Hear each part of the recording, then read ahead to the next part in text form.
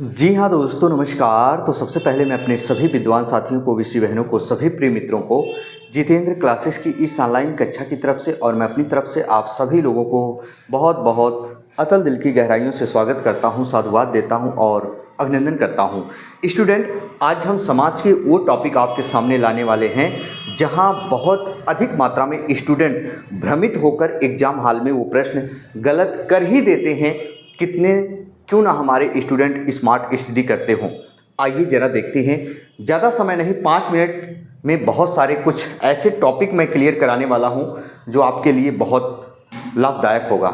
Student, आपने द्वंद्व समास तो पढ़ा होगा। द्वंद्व समास में हाइफन चिन्ह लगता है, दोनों एक दूसरे के पूरक होते हैं। याद रखिएगा, अपोजिट हो सकते हैं, सार्थक निरर्थक हो सकते हैं, इतरेत्तर हो सकते हैं, पर हाइफन चिन्ह जरूरी नहीं है कि हर एक द्वंद्व समास में आए।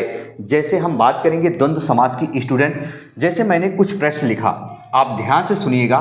जैसे मैंने लिखा जलवायु, जलवायु, अब ये द्वंद्व समास ही है स्टूडेंट, जबकि द्वंद्व समास में ऐसे हाइफन का चिन्ह लगता है।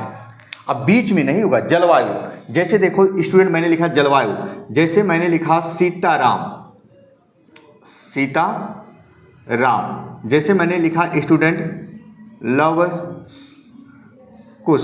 देखो मैंने लिखा जलवायु, मैंने लिखा सीताराम, मैंने लिखा क्या लव कुश, मैंने लिखा क्या स्टूडेंट हरिहर। सबका अर्थ भी बताएंगे। हरिहर, हरि का मतलब क्या विष्णु, हरि का मतलब विष्णु और हर का मतलब महादेव, एक दूसरे के क्या हैं, पूरक हैं। तो हरिहर आएगा ऐसे।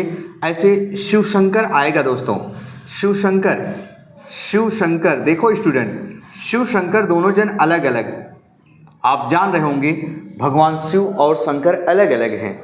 स्टूडेंट, ऐसे ही बहुत सारे प्रश्न आते हैं, जैसे देवासुर, देवासुर, ऐसे ही आता है सुरासुर, सुरासुर,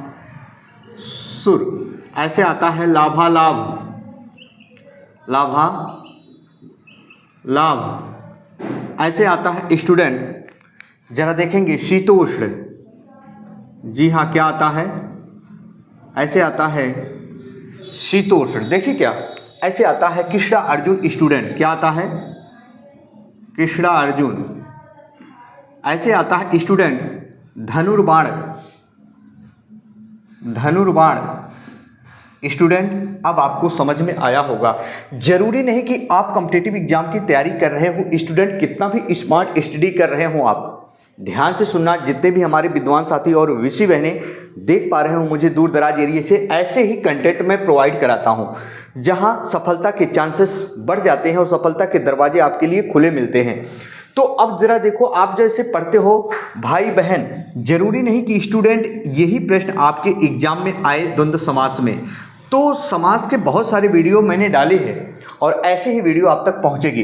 तो देखो, धनुष और बाण, जल और वायु, सीता और राम, लव और कुश, हरि का मतलब विष्णु, हर का मतलब महादेव, शिव शंकर अलग अलग, देवासुर, देव का मतलब क्या होता है भगवान, असुर का मतलब राक्षस, सुरासुर, सुर का मतलब होता ईश्वर, असुर का मतलब होता राक्षस, लाभालाभ, लाभ और हानि, शीतोष ठंडा और गर्म, कृष्ण अर्जुन, कृष्ण और अर्जुन।